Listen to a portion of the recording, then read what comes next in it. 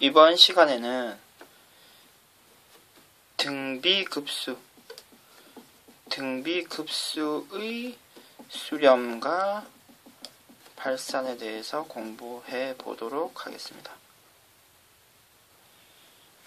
그러면 우리가 급수의 표현법에 의거해서 등비급수를 한번 표현을 해볼까요?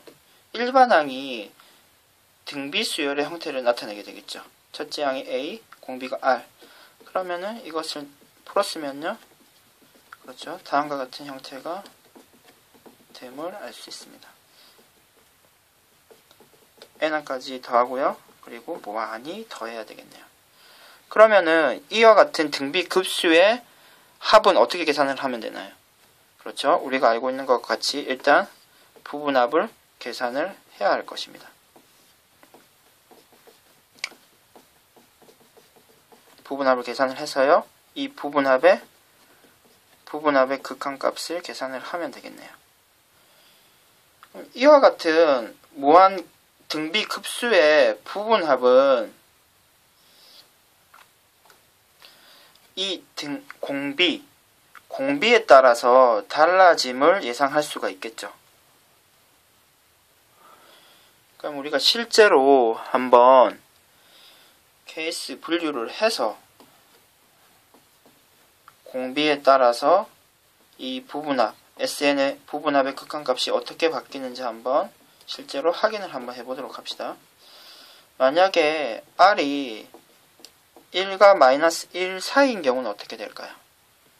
그렇습니다. 리미트 R의 n이 0으로 수렴하기 때문에 이 값이 0으로 수렴하게 되고, 그렇다면 부분합의 극한값은 어떻게 되나요? 그렇죠? A 나누기 1 마이너스 R의 형태가 될 것입니다. R이 1인 경우는 어떻게 될까요? 그러면 R이 1인 경우 리미트 R의 n승이 계속 1이기 때문에 위에 분자가 0이 되고,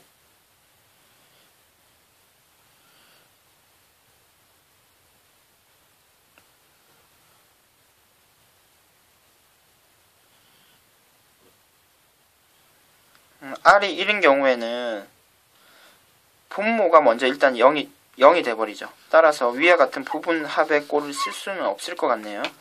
그러면 R이 1인 경우는 우리가 위의 식으로 다시 돌아가면 A가 계속해서 더해지는 꼴이라는 것을 확인할 수 있습니다. 이런 경우에 그러면은 A의 부호에 따라서 A가 플러스이면 양의 무한대로 수렴을 할 것이고요, A가 음수인 경우에는 음의 무한대로 수렴을 하게 됨을 예상할 수 있겠네요. 결국 발산함을 얘기할 수 있습니다. 다음에 R이 1보다 큰 경우는 어떻게 될까요? 리미트 R의 n은 발산을 하게 되죠.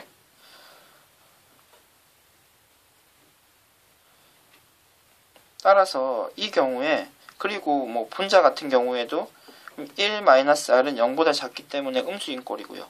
그러면은 결국 A 값에 따라서 이 R의 n승이 무한대로 발산하기 때문에 전체 값도 결국 무한대로 발산하거나 또 분자나 A 값에 따라서 마이너스로 발산할 수도 있겠습니다. 다음 마지막으로 R이 마이너스 1이거나 마이너스 2보다 작은 경우는 어떻게 될까요? 리미트 R의 n승이 이번에는 마이너스와 플러스가 계속 교차로 나타나기 때문에 진동을 하게 됩니다. 결국 R의 n승이 진동을 하기 때문에 전체 값의 극한값도 진동, 발산함을 이야기할 수 있습니다. 그렇다면 결국 우리가 결론적으로 등비급수의 수렴과 발산은 다음과 같이 이야기를 할 수가 있을 것 같네요.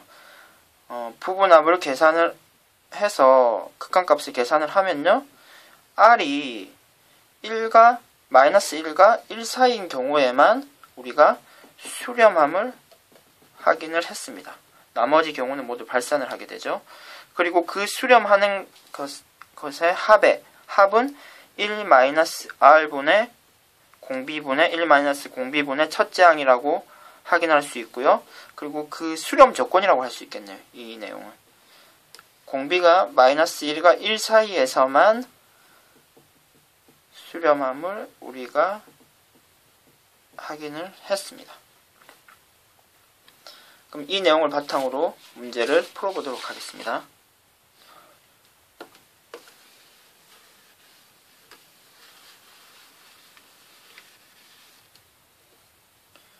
금방 전에 배운 내용을 여기 선생님이 살짝 정리를 한번 해볼까요? 수렴 조건 어떻게 되나요? 마이너스 1과 1 사이가 되죠. 그리고 그 합은, 등비급수의 합은요 1-r분의 a가 됨을 확인을 했습니다. 그럼 예시 문제를 한번 풀어봅시다. 다음과 같은 등비급수의 합은 어떻게 될까요?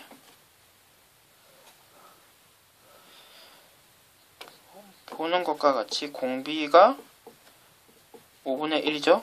따라서 수렴 조건에 의해서 수렴을 하게 되네요. 그때 합은요 1-r분의 첫째 항으로 얘기를 할 수 있고, 그 값을 정리를 하면요 4분의 5가 됨을 확인할 수 있습니다. 그러면 다음과 같은 등비수열은 어떻게 될까요?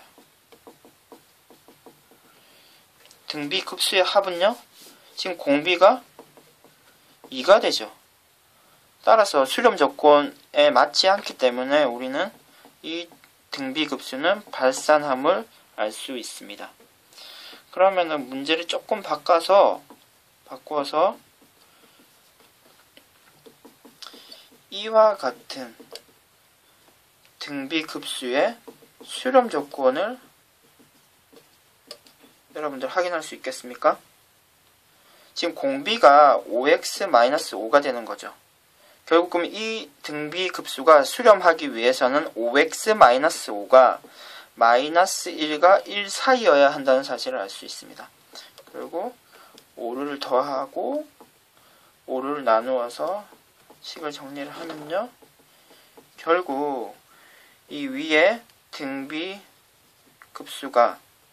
수렴하기 위해서는 x값이 다음과 같이 됨을 이야기할 수 있습니다.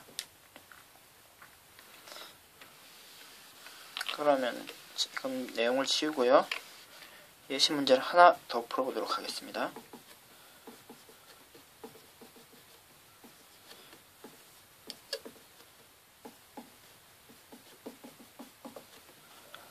다음과 같은 형태로 무한 급수가 주어지면 어떻게 될까요?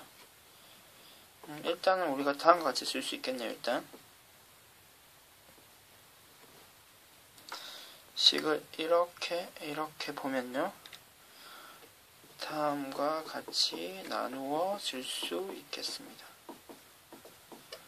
그러면 지금 3분의 2의 n승 그리고 마이너스 3분의 1승 모두 수렴하기 때문에 우리는 이 수열을 원래 주어진 급수를 나누어 쓸 수 있겠네요.